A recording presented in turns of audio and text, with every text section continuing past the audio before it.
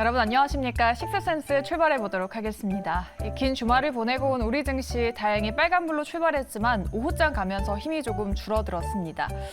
코스닥은 중소형주가 선방했지만 일부 페라이트 관련주가 크게 빠지면서 약보합으로 마감했고요. 코스피는 외국인이 대형주를 순매수하면서 경기 민감주 위주로 상승이 나오면서 0.49% 상승으로 마감을 지었습니다. 이 5월장이 앞으로 어떻게 흘러가게 될지 오늘 두 분과 함께 자세한 전략을 짜보도록 하겠습니다. 오늘은 월요일에 남자들과 함께 하도록 하죠. 이화진 과장 그리고 이상경 차장 모셨습니다. 두 분 안녕하십니까? 긴 주말 잘 보내셨나요? 어디 더운 나라 다녀오셨다고 들었는데 얼굴이 좀 좋아지셨어요. 네, 지금 한국말이 어색합니다. 네, 영어로 인사를 해야 될 것 같은데. 영어로 해주시길 바랄게요. 네, 사와디캅. 네, 영어가 아니죠. 과장님은 월요병 없으셨나요? 네, 뭐 없었습니다, 저는. 좋습니다. 그럼 시청자분들도 좀 화이팅 넘치는 월요일을 보낼 수 있게 두 분의 깊은 인사이트 많이 기대해 보겠습니다. 오늘 두 분과 이야기 나눠볼 주제 뽑아봤는데요. 어떤 건지 함께 만나보고 오시죠. 네, 지금 실적 시즌이 잘 진행되고 있습니다. 실적 바닥론에 대한 이야기가 나오는데 바닥이 정말 맞는 건지 들어보도록 하고요. 또 러시아, 우크라이나 신경전이 거세지고 있죠. 관련주로 오르는 테마주들, 또 건설주의 향방까지 여쭤보도록 하겠습니다. 네, 올해 1분기 실적을 발표한 코스피 기업 10곳 중에 6곳이 기대치를 넘어서는 성적을 냈다고 합니다. 그러면서 1분기에 실적이 바닥을 찍는 게 아니냐 그런 바닥론이 스물스물 올라오고 있죠. 1분기에 기업들의 실적이 바닥을 정말 찍고 개선이 되는 걸까요? 두 가지 부분으로 확인을 해야 될 것 같습니다. 첫 번째는 환율 효과의 기인한 수출 업종들에 대한 상대적인 기조 효과가 좀 발현이 된 것 같고요. 아마 4분기에 계속적으로 1분기에 대한 실적에 대한 기대 부분을 굉장히 낮춰놨기 때문에 상대적으로 실적 부분이 오픈이 되면서 기조 효과 부분이 좀 더 강화되는 흐름이 있었던 것 같습니다. 오늘 전반적으로 미국 시장 이틀 동안 긍정적인 흐름을 보여줬고 오늘 상대적으로 국내 시장 아침에 출근하면서 어느 정도는 긍정적인 시장 흐름을 기대했지만 상대적으로 종가 기준으로는 정강 후약으로 끝난 흐름인데 제가 이제 연휴 동안에 쭉 스크리닝을 좀 해봤는데 네. 굉장히 좀 현명한 시장 흐름인 것 같습니다. 코스피를 놓고 보면 과거 코로나 이전에는 주가 수준이 정확하게 2,400선에 쭉 머문 흐름이었거든요. 네. 이때 전체적인 코스피 영업이익이 한 128조 정도 기록한 흐름이었고요. 자, 그러면 이때는 이제 불가항력적으로 코로나 때문에 단기적인 쇼크가 있었고요. 네. 회복하면서 이제 기저금리, 그러니까 금리를 제로금리를 하면서 이런 부분들이 유동성에 대한 흐름들이 발현이 됐고 이런 부분들이 충분한 과정에 대한 기간 소화를 거친 이후에 주가 수준이 정확하게 125조에 가 있는 상황이거든요. 그러면 1분기에 반도체 영업이익이 90% 급감하는 가운데 자동차 업종 영업이익 60% 정도 상향 조정이 되면서 정확하게 이 키를 맞춘 상태인 것 같거든요. 그러면 2분기에도 이런 흐름들이 유지가 될 것이냐라고 하면 결과부터 말씀을 드리면 코스피 같은 경우에는 어느 정도 박스권을 유지할 것 같고요. 네. 코스닥 같은 경우에는 종목별 흐름들이 상대적으로 2분기, 3분기에도 좀 이어질 것 같습니다. 왜냐하면 이번에 FOMC 기준으로 해서 3분기에 금리 인하는 아니지만 더 이상의 방향성에 대한 부분들은 제한적인 움직임이었거든요. 그러면 이런 부분들이 이제 코스닥 종목에 대한 부분들로 발현이 되면서 어느 정도는 유동성을 좀 흡수하는 모습들이 나올 것 같고요. 그래서 코스피 실적에 대한 부분들은 정확하게 2,500선에 맞춰놓은 가운데 코스닥 중심으로 종목별 대응하는 흐름들이 2분기에도 쭉 이어질 것 같다라는 게 제 개인적인 의견입니다. 실적에 대한 부정적인 시각이 높았기 때문인지 그 기저효과로 인해서 좀 1분기 실적이 예상보다 나쁘지 않은 상태다라고 말씀해 주셨습니다. 우리 과장님은 이 실적 바닥론에 대해서 어떻게 보시는지 기저효과 때문일까요? 뭐 기저효과도 있겠지만은 아마 1분기 때는 어떻게 보면 작년 12월 달에는 1분기까지는 좀 경기 침체로 인해 가지고 실적에 대한 기대를 어떻게 보면 안 했던 부분도 없지 않아 있었는데 네. 이제 미국발 이제 빅테크 쪽에서 실적이 생각보다 잘 나오기 시작을 하게 되면서 대부분의 우리나라도 실적이 잘 나왔었는데 일단 지난주에 이제 FOMC가 나오고 나서부터 일단 제약바이오 흐름들도 굉장히 일단 좋았다는 흐름. 결국에는 이제 금리가 어느 정도 정도 안정화 단계에 접어들고 이제 정점에 좀 다가왔다는 거는 대부분의 이제 금리에 대한 부담으로 인한 부분도 물론 환율도 마찬가지겠지만 그에 대한 섹터들에 대한 양호한 이제 실적들이 서서히 2분기 때부터 더 좋아지지 않을까 생각을 하고 있습니다. 2분기에 제일 기대하고 있는 게 사실은 삼성전자가 감산을 하게 되고 그 감산 효과가 얼마만큼 가장 좋아할지가 이제 2분기 제일 기대가 큰 게 반도체 그리고 중국 리오프닝 같은 경우도 이제 3월 달부터 본격적인 이제 여행 수요가 터지기 시작을 하게 되면서 2분기 때부터 폭발적인 매출이 좀 기대하는 부분도 제가 봤을 때는 좀 큰 기대를 볼 수가 있을 것 같고 물론 최근에 조금 2차 전지에 대한 조정으로 인해 가지고 수급적인 분산이 조금 어느 정도 이제 본격화 될 것으로 보이고 있는데 결국에는 이제 2분기에 되는 이런 섹터에 대한 양산론을 통해 가지고 이제 이런 수급적인 흐름이 조금 크게 좀 뒤바뀔 가능성이 제가 봤을 때 좀 높다라고 좀 보일 수가 있습니다. 물론 오늘 엔터주도 빠지긴 했습니다만은 서서히 이제 중국발 관련해서 이제 콘서트도 충분히 나올 가능성도 있고 뭐 신입골도 속속들이 나오게 되면서 좀 안정적인 이제 더 이상 이제 엔터사 큰 이제 빅엔터사로 이제 갈 부분으로 좀 모멘텀이 좀 나올 것으로 보이고 있고 그리고 게임주도 마찬가지입니다. 대부분 지금 그동안 안 좋았던 실적들이 2, 3분기를 통해 가지고 서서히 기저 효과 플러스 실적에 대한 상향 흐름이 충분히 나올 수 있는 시점이라 생각을 하고 있기 때문에 물론 최근에 시장에서 2,500 얘기를 하고 있습니다만은 아마 이런 수급적인 순환매가 싹 이제 진학을 하게 되면은 새로운 대표 주도주들을 통해 가지고 크게 좋아지지 않을까 생각을 하고 있고 그동안 최근에 이제 하나 더 얘기를 하게 되면은 조선주도 마찬가지고 3분기 때부터 본격적인 흑자 흐름으로 갈 부분이 있기 때문에 아마 이제 우리나라 시장에 대한 부분들이 이런 큰 섹터들에 대한 실적이 좋아지게 되면은 그만큼 지수도 더 빠르게 올라갈 수 있다 말씀드리겠습니다. 네. 이제 뭐 1분기에 실적 시즌이 반환점을 돌지 않았나 싶은데 2분기 실적을 이제 봐야겠죠. 전망을 보니까 뭐 자동차나 배터리 업종은 2분기에도 호실적 기대가 크다고 하던데 아무래도 1분기에 실적이 좋았던 섹터들 위주로 2분기에 대한 기대감이 나오는 거겠죠?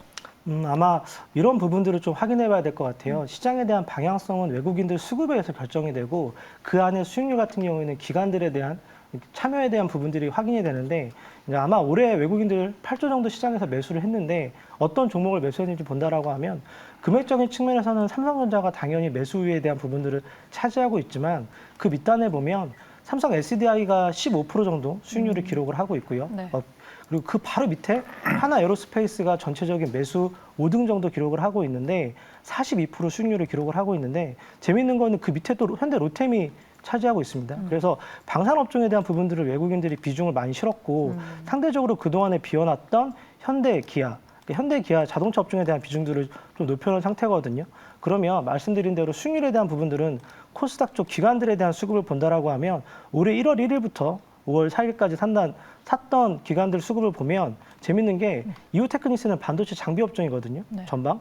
그리고 그 밑에 SNS텍도 반도체 장비입니다. 그러면 올해 1분기 핫했던 2차 전지에 대한 비중보다는 반도체 장비에 대한 비중들은 어느 정도 실어가는 모습이고 뭐 수익률도 괜찮아요. 뭐 30%에서 85% 정도 기록을 하고 있기 때문에 방향성에 대한 부분들은 외국인 수급에 대한 부분들을 좀 확인을 하고 2분기에 대한 부분 같은 경우에는 반도체 업종에 대한 긍정적인 시각이 수급적인 부분에서 좀 확인이 된다라고 좀 봐야 될 필요가 있을 것 같습니다. 두 분 다 뭔가 반도체 섹터에 대한 기대감을 언급하시는 것 같아요. 우리 과장님이 보시는 1분기에 좋았던 섹터는 어떤 건지 또 앞으로 실적이 좋은 섹터는 어떤 걸로 보시는지 반도체 쪽으로 좀 보시나요? 반도체는 아마 2분기 최근에 뭐 삼성전자도 올라오긴 했습니다만은 아마 5월 달부터 이번 달이 5월 달이니까 아마 사파이어 레피즈가 본격적인 양산이 들어가게 될 거고 네. 삼성전자나 이제 SK 하이닉스 같은 경우도 DDR5로 이제 본격적인 양산이 들어갈 텐데 이제 여기서 이제 재고가 얼마만큼 이제 줄어드는지 여부도 좀 체크를 해야 될 것으로 보이고 있는데 생각보다 수요가 안 살아난다라고 가정했을 때는 반도체는 조금은 뭐 한두 달 정도 좀 미뤄질 수는 있겠습니다. 하지만은 시장이 제일 눈여겨보고 있는 거는 지금 물론 에코프로 그룹주도 오늘 빠졌고 포스코 관련주도 좀 빠지긴 했습니다만은 분명히 시장은 다음 먹거리를 계속 찾고 있는 거고 이게 반도체가 될 것이냐 아니면은 최근에 현대차 기아 흐름이 좋았고 현대차 기아 쪽으로 자동차 섹터로 다시 갈 것이냐라는 흐름도 좀 나오고는 있는데 물론 지금 삼성 삼성전자 최근에 디램 가격이나 서서히 반등하는 모습을 좀 보이고는 있습니다. 그런 부분이 있기 때문에 지금 반도체로 갈 수도 있는 상황이긴 하지만은 결국에는 애플도 이번에 얘기를 했습니다만은 XR 기기도 나올 거고 결국 이런 AI와 관련된 복합적인 이런 섹터 간의 융합으로 통해 가지고 전반적으로 반도체가 이끌어가는 시장이 충분히 나올 수도 있지 않을까 생각을 하고 있습니다만은 항상 시장이 어떻게 바뀔지 모른다는 걸 좀 체크를 해볼 필요가 있고 물론 중국과의 관계도 어느 정도 계속 체크를 해야 되는 상황이기 때문에 그와 관련해서는 조금은 더 봐야 되지 않을까 생각을 하고 있습니다. 반도체는 일단 업황 반등을 지켜봐야 된다. 반도체나 디스플레이, 석유화학이 1분기에 조금 안 좋았잖아요. 네. 이러한 업종들은 2분기에도 조금 부진할 거라는 전망이 많고 제가 또 말씀드린 대로 자동차나 배터리 같은 업황이 2분기에도 좋을 것이다라고 하던데 차장님이 보시는 1분기 실적 좋았던 섹터 그리고 2분기에도 그 실적을 이어갈 섹터 어느 걸로 보세요? 전혀 기대감이 없었던 반도체는 그 기대감에 부응하는 반응을 보여줬던 흐름이었던 것 같고요. 네. 자동차 업종 같은 경우에는 좀 눈에 보여지는 흐름인 것 같습니다. 현대기아 같은 경우에는 신차 효과라고 하는 부분들 그리고 고 브랜드 가치에 대한 부분들이 매출이 이어지면서 과거 같은 경우에는 2천만 원, 3천만 원대 중형차 한 대 가격이 최근에는 7천만 원, 8천만 원에 대한 매수 수요가 좀 이어지는 분위기인 것 같고요. 상대적으로 뭐 GM이라든지 폭스바겐 대비해서는 업계 MS 6위 정도 기록하고 있는 현대기아가 향후 3년 안에 업계 MS 3위까지 올라갈 수 있는 발판이 좀 마련된 것 같고요. 분기 배당이라든지 그리고 자사주 소각에 대한 부분도 계속적으로 진행을 하는 모습이기 때문에 실적에 대한 부분들 그리고 환율이 1,350원입니다. 그러면 상대적으로 수출 기업 같은 경우에 상당히 우호적인 환경이거든요. 근데 이 부분이 단기간에 꺾일 것 같지 않다라는 부분이 있기 때문에 상대적으로는 2분기, 3분기 좀 이연될 가능성이 있을 것 같고요. 전기차가 좋다라고 하는 부분들 그리고 이런 부분들이 2차 전지에 대한 부분들이 1분기에 핫했다라고 하면 결국에는 완성차로 전가되는 부분들을 좀 확인해야 될 부분이 있는데 이런 부분들이 아마 하반기에는 좀 발현이 될 것 같아요. 그래서 보조금에 대한 부분들이 좀 확인이 되고 이런 세수 효과가 좀 반영이 되면서 미국이 원하고 있는 넘버원 아메리카 그리고 메이크 인 아메리카 그러니까 즉 미국 내 현지 생산에 대한 부분들을 기아 특히 이제 현대 부분에서 준비가 잘 되어 있기 때문에 상대적으로는 안정적인 업종은 자동차일 것 같고요. 자 그러면 가장 워스트한 업종은 반도체였는데 그럼 회복이 되느냐?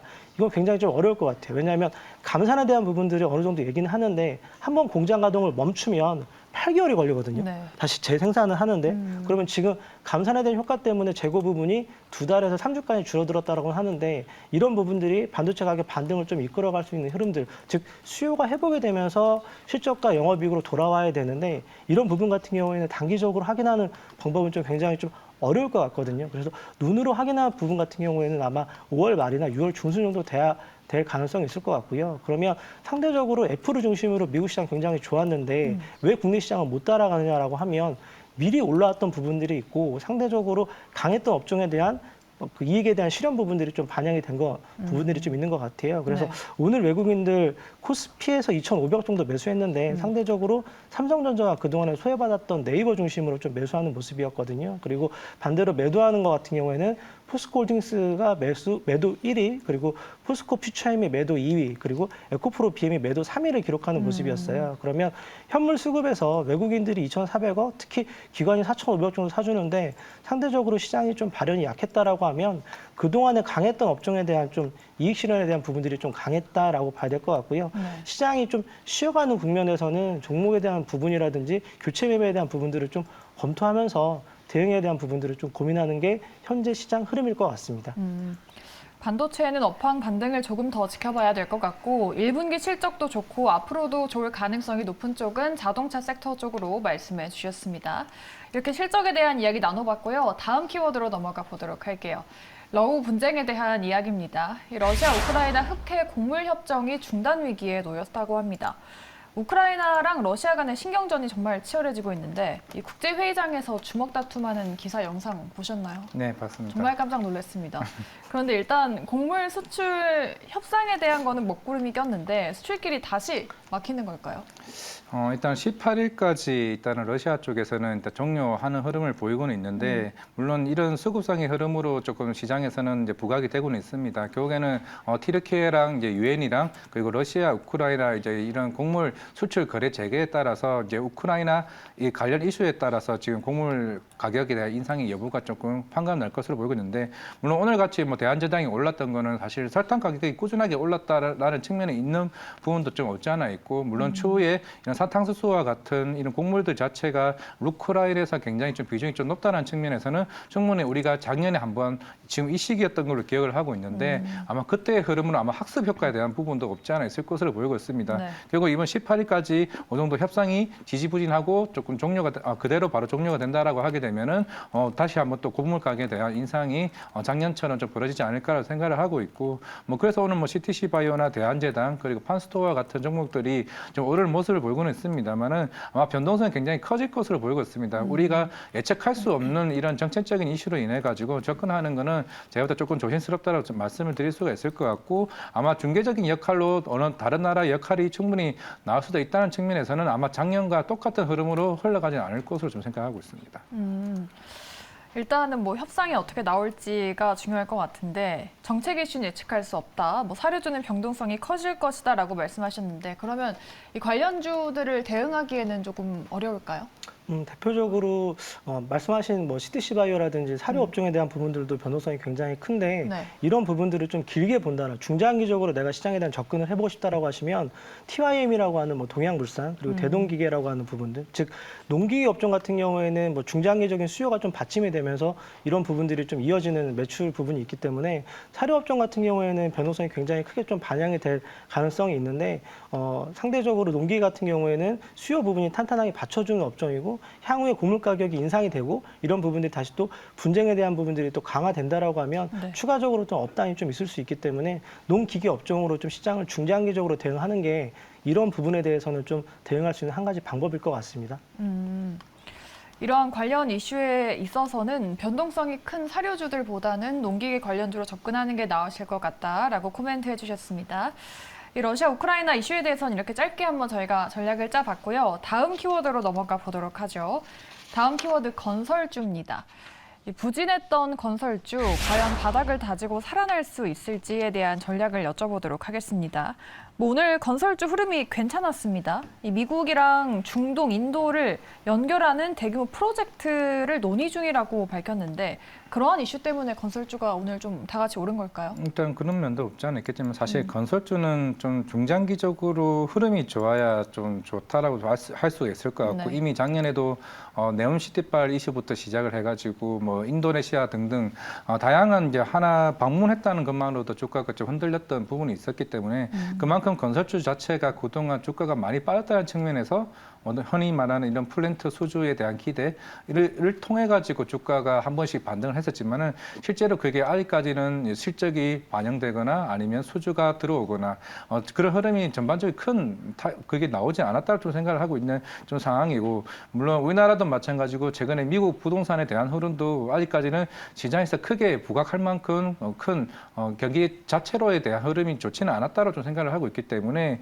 물론 제가 봤을 때는 건설 경기에 대한 흐름이 아직까지는 제가 봤을 때는 올해는 조금 힘들지 않을까 생각을 하고 있고 물론 내년이나 내후년에 가서 좀 정책적인 이슈도 좀 포함돼야 조금 시장이 더 갈 수 있지 않을까 생각을 하고 있기 때문에 아직 이제 부동산의 흐름도 마찬가지겠지만은 지금 해외 시장에 대한 플랜트에 대한 수요가 아직 완벽하게 시장에서 이끌어낼 만한 그런 흐름은 제가 봤을 때는 아니라고 생각을 하고 있기 때문에 조금은 지켜보자 말씀드리겠습니다. 건설 경기는 아직 보수적으로 좀 지켜봐야 된다는 말씀이십니다. 우리 호호님께서 그렇다면 좀 길게 봐도 된다는 말이냐, 중장기로 봐도 되냐라고 여쭤보셨는데 그러한 의미이실까요? 사서 보유하자는 의미는 아니고 네. 만약에 아예 건설주가 없다라고 생각을 하시는 분들은 굳이 다른 대안책이 있는데 굳이 건설주를 사야 되나라는 게 일단 제 의견이고 네. 물론 그런 경기 자체가 어느 정도 회복세가 좀 돌아오고 난 다음에는 좀 모르겠습니다만은 실제로 건설주 자체가 사실 크게 메리트를 끌만한 지금 정책적인 이슈는 제가 볼 때는 아직 없다라고 생각을 하고 있습니다. 건설주 크게 매력적인 모멘텀은 아직 보이지 않는다. 우리 차장님은 건설주에 대해서 어떻게 보시는지 그동안 정말 부진했잖아요. 네, 뭐 작년 12월 달에 아시겠지만 PF 관련된 사태 부분들을 네. 정부에서 조기 대응에 대한 부분들을 구성을 했고 이런 부분들이 심리적으로 좀 안정을 주면서 1분기, 2분기 좀 상대적으로 그나마 덜 하락했던 흐름들이 좀 이었던 것 같아요. 오늘 반등에 대한 부분 같은 경우에는 미국채 10년물이 3.48 정도 기록을 하고 있고 국내 같은 경우에도 10년물이 3.5 언더에서 움직이고 있거든요. 그러면 상대적으로 금리 상승에 대한 부분들이 굉장히 좀 부담이 됐던 PF를 많이 끼고 있던 건설사 입장에서는 3.5 언더에서 움직인다라고 하면 상대적으로 여기가 금리 상단에 대한 부분이다라고 하는 좀 안정적인 부분들에 좀 반영이 된 부분들이 일부 있을 것 같고요. 프로그램 매수 쪽으로 좀 들어온 것 같아요. 일부 물량들이. 그러면 절대적으로 시장에 대한 긍정적인 부분보다는 단기적으로 많이 빠져있던 약간은 쇼커버 형식으로 들어오는 물량들이 좀 반영이 되는 부분들이 있을 것 같고요. 말씀하신 대로 중장기적으로 건설업종에 대한 긍정적인 시각을 유지해야 되냐라고 하면 네. 조금 이렇게 봐야 될 거예요. 중소형 건설사 같은 경우에는 PF 노출에 대한 리스크를 좀 확인해 볼 필요가 있을 것 같고요. 대형 건설사 같은 경우에는 충분히 어느 정도는 이런 부분들을 관리했던 부분들이 있어요. 그러니까 쉽게 얘기하면 과거에 HD 현대산업개발을 볼게요. 네. 그러면 예전에 아시겠지만 그 광주 사태 관련돼 가지고 주가가 한번 크게 하락했던 흐름들이 있었거든요. 이제 이런 부분들이 거의 10,000원대 하락을 하면서 9,200원대까지 빠졌다가 이런 부분들의 물량을 소화시키고 최근에 바닥권에서 한 30% 정도 올라오는 흐름들을 보여줬어요. 그러면 악재는 이런 부분들이 좀 반영을 해서 내가 기간적인 투자를 가져간다라고 하면 거기에 따른 보상은 충분히 나올 수 있는 흐름이거든요. 그렇기 때문에 건설업종 같은 경우에도 이런 부분들이 좀 기반영된 부분들, 그러니까 대형 건설사 중에서도 해외 플랜트라든지 국내 쪽 관련된 건설보다는 해외 쪽에 대한 부분들, 그리고 건전한 수주 중심으로 갖고 있는 대형 건설사 같은 경우에는 내가 조금 PBR에 대한 가치를 보고 좀 중장기적으로 접근을 하겠다라고 하면 말씀하신 대로 HD 현대산업개발 같은 모습들이 충분히 나올 수 있는 흐름이 나올 것 같습니다. 중소형주는 PF 우려를 주가에 얼마나 반영했는지 일단은 지켜봐야 되고 대형주들은 악재가 반영이 됐기 때문에 중장기적으로 눈여겨봐도 된다라는 말씀이시죠? 네. 알겠습니다. 두 분과 함께 건설주에 대한 또 전략을 짜봤습니다. 바닥을 좀 다지고 살아날 수 있을지 조금은 길게 좀 포인트를 잡고 지켜봐야 된다라고 말씀해 주셨습니다. 자, 이렇게 오늘 시장에 나왔었던 3가지 이슈 자세하게 파헤쳐봤고요. 다음으로는 종목에 대한 전략도 들어보도록 하겠습니다. 오늘 올라온 특징주 3가지 보시죠. 네, 오늘 실적 시즌인 만큼 호실적과 관련 있는 대형주들, LG이노텍과 네이버, 오늘 두 종목 다 5% 넘게 올랐죠. 내일도 상승할 수 있을지 여쭤보도록 하고요. 또 자율주행 테마, 그 안에서 모트렉스도 주가 전망 들어보도록 하겠습니다. 네, 오늘 애플발 또 이슈가 있었죠. 1분기 호실적을 기록을 하면서 LG이노텍 같은 관련 부품주가 상승을 했습니다. LG이노텍 오늘 5% 넘게 올랐는데 앞으로도 주가에 훈풍이 불 수 있을지 두 분의 의견 열어보도록 할게요. 네, LG이노텍 두 분 다 예스를 주셨습니다. 최근에 좀 많이 바닥권까지 내려왔더라고요. 오늘 양매수도 들어왔고 리포트 보니까 목표가를 한 33만 원에서 43만 원 정도로 보던데 네. 그 목표가까지 좀 갈 수 있을까요?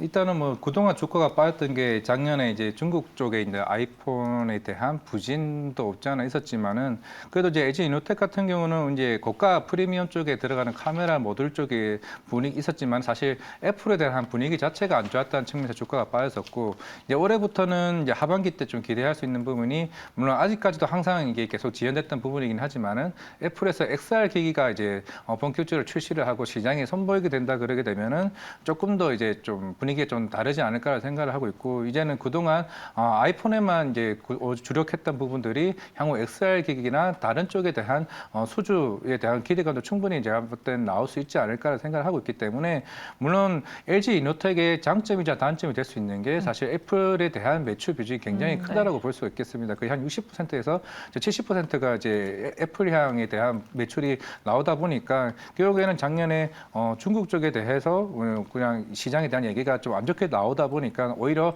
그런 아이폰 14에 대한 프로 쪽은 오히려 실적이 잘 났음에도 불구하고 주가가 빠졌습니다. 그만큼 시장에 대한 불안 심리가 덩달아 같이 나왔다는 측면에서는 주가가 빠졌었던 거고 이제부터 LG이노텍이 다시 한 번 더 예전의 명성처럼 주가가 다시 반등하기 위해서는 아마 이번에 XR 기기가 지연되지 않고 꾸준히 이제 나왔고 물론 가격대가 거의 한 300만 원대로 지금 알고는 있는데 만약 이게 진짜 실제로 시장에서 수요가 뒷받침되는 부분도 오늘 반영이 된다라고 하게 되면은 충분히 LG이노텍의 주가도 다시 살아날 수 있지 않을까 생각하고 있습니다. 우리 시청자분들이 LG 이노움텍이라고 물려있다고 말씀을 하시는데 하반기에도 일단 실적이 우상향할 거라는 전망이 많아요. 하반기까지도 계속 좀 반등을 이어갈까요?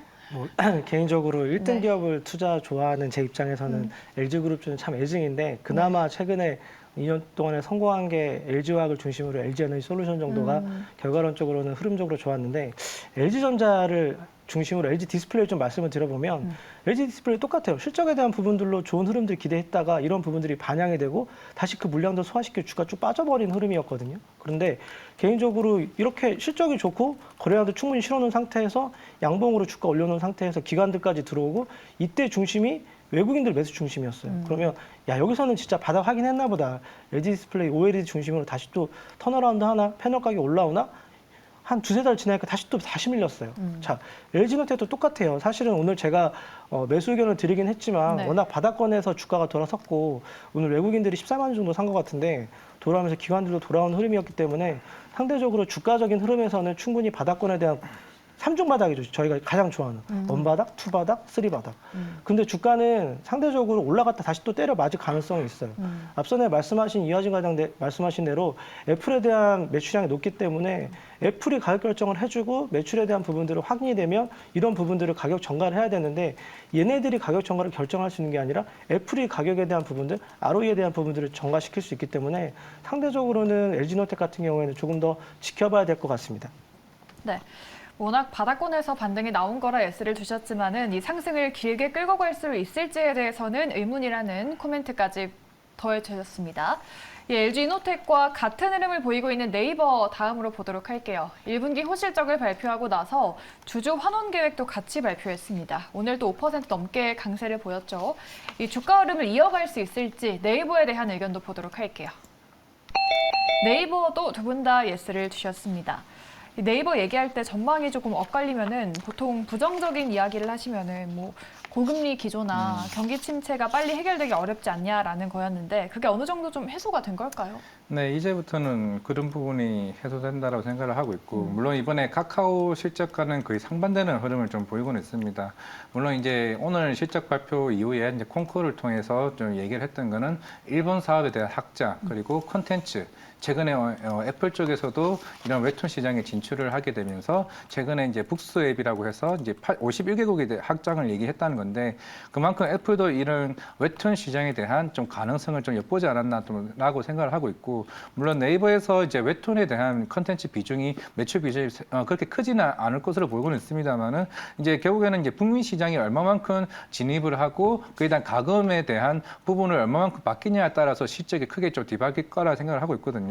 물론 카카오도 그에 따라갈 것으로 보이고 있습니다만은 이런 K 웹툰을 통해 가지고 시장이 생각보다 더 커질 수 있다는 측면에서는 네이버의 새로운 성장성이 좀 볼 수가 있을 것 같고 물론 최근에 좀 뒤바뀌었던 건 이번에 포시마크가 흑자 전환을 했습니다. 네. 뭐 에비타 기준이긴 하지만은 그런 여러 방면에서 그동안 조금 우려했던 부분들이 하나씩 해소가 되게 되면서 저 주가가 오늘 좀 반등이 나왔다는 점. 물론 자사 소각 얘기도 나오긴 했습니다만은 이제 어느 정도 금리 인상에 대한 기조도 사실 어느 정도 이제 안정화되는 단계에 이제 접어든다라고 생각을 했을 때 결국 이제 카카오 대비해서 나이버가 얼마만큼 이런 커머스 시장과 그리고 K 웹툰 콘텐츠 시장 그리고 검색 시장까지 어느 정도 활로를 높이냐에 따라서 향후 흐름이 바뀔 것으로 보이고 있습니다만은 사실 그동안 여기까지 빠졌다라고 하게 되면은 뭐 더 이상 뭐 더 빠질 곳이 더 있나라고 싶을 정도로 사실 네이버는 그래도 그나마 가장 안정적인 기조에서 향후 AI 시장까지 넘보고 있는 만큼 대부분의 시장을 가질 수 있는 건 다 가지고 있다라고 하면은 그래도 하나 포트리에서 하나 정도는 네이버는 들어가도 좀 나쁘지 않겠다라고 해서 저는 5를 말씀을 드렸습니다. 알겠습니다. 네이버에 대한 긍정적인 의견을 말씀해 주셨습니다. 두 분 다 예스를 두셨다는 점 참고해 보시기 바라겠고요. 마지막 종목은 모트렉스 보도록 하겠습니다. 오늘 자율주행, 이 부품 관련주들이 모두 올랐죠. 모트렉스, 자율주행 기대감 타고 주가도 같이 상승할 수 있을지 두 분의 의견 마지막으로 여쭤보도록 할게요. 모트렉스까지 두 분 다 올 예스를 주셨습니다. 오늘 뭐 여행 다녀오시더니 기분도 좋아 보이시고 예스맨이시네요. 이 자율주행 전반적으로 좀 포항에 대한 긍정적인 얘기가 많이 나오던데. 네. 그렇죠? 뭐 제가 다 세 종목 다 S를 준 이유는 세 종목 다 2차 전지가 아니어서 S를 준 겁니다. 만약에 세 종목 가운데 2차 전지가 포함이 되어 있었으면 개인적으로 노 의견을 드렸을 텐데 상대적으로 오늘 2차 전지 종목들이 좀 쉬어가면서 업종에 대한 좀 분산이 좀 이루어진 것 같고요. 모트렉스 같은 경우에는 아마 지난주 후반에 차량 경량화에 대한 부분들이 좀 이슈가 됐고 그리고 그 가운데 충전 업종에 대한 부분들 그리고 이제 오늘 얘기가 나왔던 모트렉스 자율주행까지 좀 이어지는 분위기인데 아마 회사적인 측면에서 보면 5월 2일 날 중견 기업부에서 우량 기업부로 좀 변동이 되면서 수급적인 측면에서 기관들이 좀 일정 부분 들어와야 될 좀 이슈가 발생이 된 것 같고요. 그리고 말씀드린 대로 자율주행에 대한 부분 같은 경우에는 국내 쪽에 관련된 투자 부분이 발현이 된 게 아니라 미국을 중심으로 계속적으로 2025년부터 개화되는 시장에서 국내 같은 경우에는 레벨 4에 대한 부분들을 현대모비스 특히 현대오토에버를 중심으로 해서 계속적으로 진행이 되는 모습이기 때문에 계속적으로 이런 부분들에 좀 관심을 가져야 될 것 같고요. 당사가 주관하고 있는 5월 19일 날 CU박스라고 하는 AI 인식에 대한 부분들 그리고 공모주에 대한 부분들이 IPO가 됐는데 아마 이쪽하고도 어느 정도는 좀 연관성이 있을 것 같습니다. 그래서 AI 쪽과 관련된 자율주행에 대한 부분들도 좀 발현이 될 가능성이 있기 때문에 대부분의 전기차 업종에서 시작해서 순환매가 돈다라고 하면 마지막 끝부분의 차량 경량화와 그리고 자율주행에 대한 부분 같은 경우에는 계속적으로 좀 이어질 가능성이 있다라고 저는 보고 있어서 모트리스 개인적으로 실적에 대한 부분들도 굉장히 좀 우월하고 소속부 변경에 대한 부분들도 긍정적으로 좀 반영이 되는 흐름이고 수급적인 측면에서도 어느 정도 계속 지속적으로 들어올 수 있는 국면이다라고 하면 현재 구간에서는 좀 부담 없이 좀 가져갈 수 있다라고 보고 있습니다. 자율주행 쪽 해외 매출이나 실적도 성장 기대가 되고 있고 순환매단이나 수급적인 면에 있어서 자율주행 관련주는 앞으로도 관심 가져도 좋겠다라고 말씀해 주셨습니다. 이렇게 두 분과 함께 또 오늘 종목들 그리고 섹터에 대해서 다양한 이야기 나눠봤습니다. 두 분은 여기서 보내드리도록 할게요. 지금까지 이상경 차장님 그리고 이화진 과장님과 함께했습니다. 두 분 오늘 말씀 고맙습니다.